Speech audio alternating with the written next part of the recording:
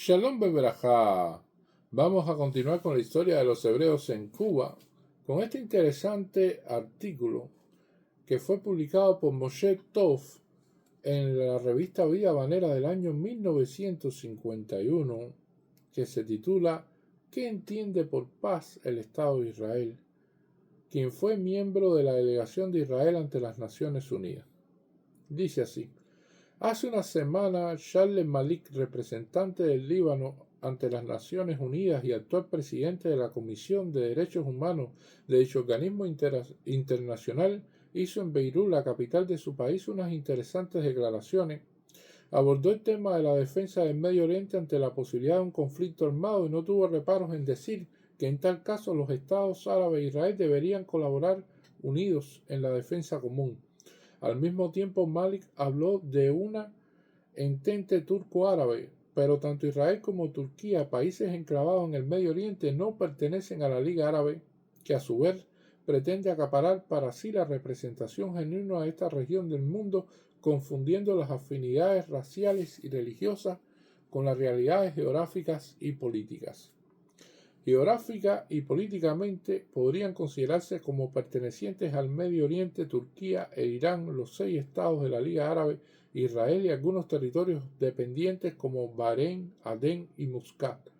Turquía es la expresión de un elemento civilizado y civilizador en el Medio Oriente y un país que no tiene relación alguna con la Liga Árabe. Geográficamente hablando, mucha gente coloca a la República Turca en Europa como Turquía en realidad es una porción avanzada del Medio Oriente. Turquía lleva a cabo su propia revolución evolutiva y mantiene amistosas relaciones con Israel que cada día se hacen más firmes.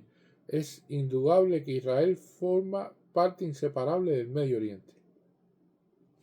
Entre las cosas que ha causado considerable estrago en el mundo y acumulado innumerables conflictos, podemos incluir el trágico destino económico de las masas, la perpetuación de los sistemas feudales con poderes de explotación sin límite que se oponen a cualquier forma de progreso y combaten activamente cualquier esfuerzo para educar dichas masas. Su inquietud y sufrimiento ha conducido a la elevación de muchos tiranos o dictadores que una vez en el poder continúan adelantando sus planes de conquista y expansión, lejos de reparar o mejorar las condiciones de millones de oprimidos y explotados. Esto ha traído y continúa trayendo mayor miseria aún y aumentando el odio de las naciones.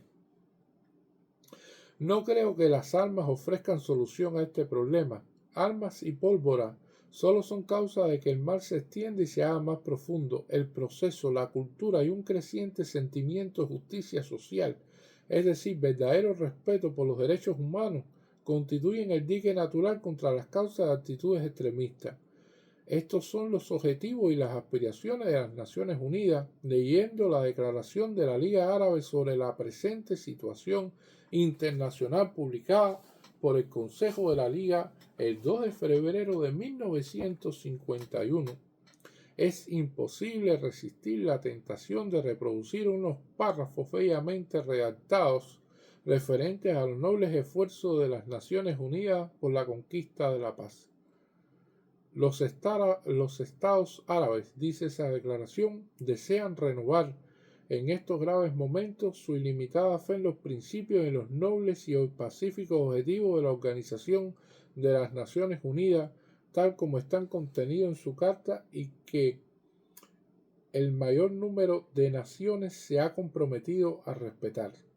Si estas provisiones hubieran sido respetadas y aplicadas con integridad y sinceridad por todos los interesados, hubiera sido fácil llegar a un arreglo pacífico de todas las diferencias y el despejo de la atmósfera internacional de todos los elementos perturbadores.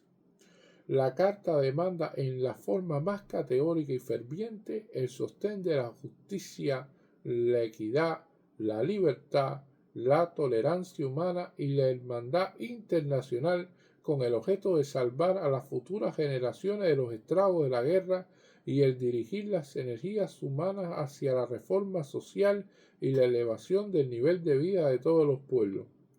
La Liga Árabe está ansiosa de declarar por su parte su inalterable lema del cual no se desviará, es decir, el sostenimiento de los principios de las Naciones Unidas y el trabajo imparcial dentro del armazón de estos principios con el objeto de eliminar la horrible amenaza de la guerra.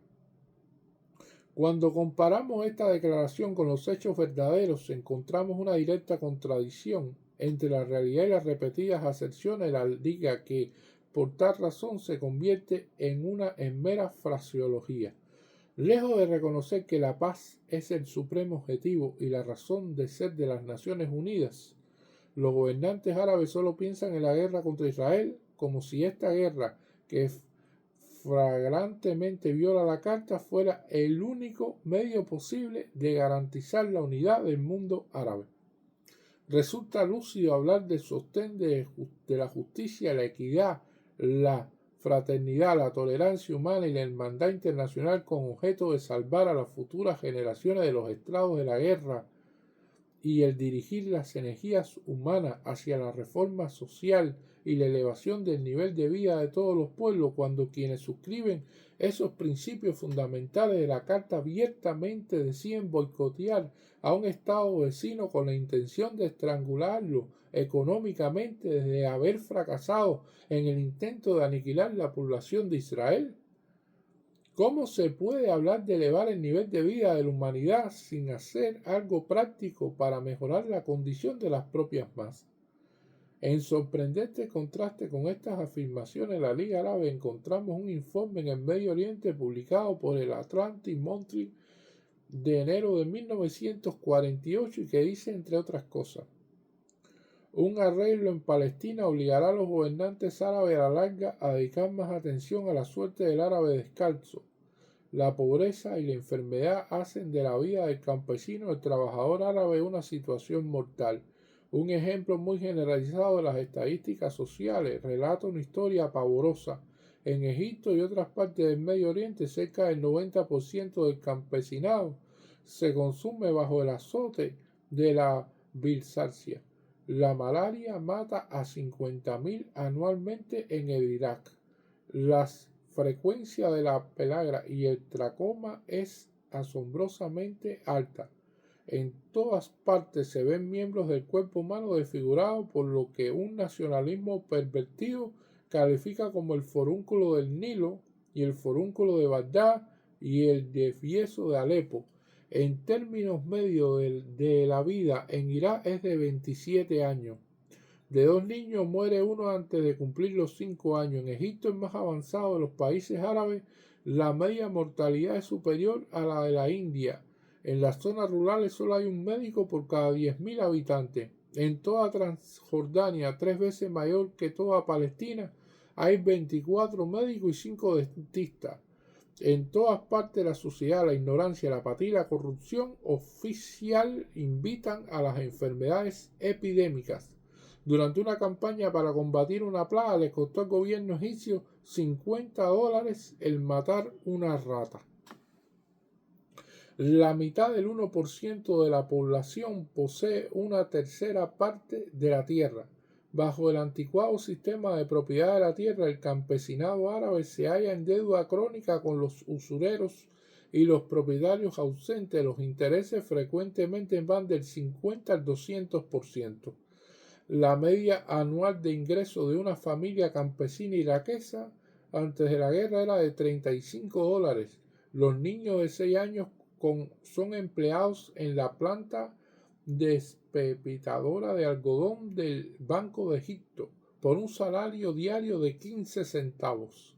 El trabajador agrícola sirio recibe menos.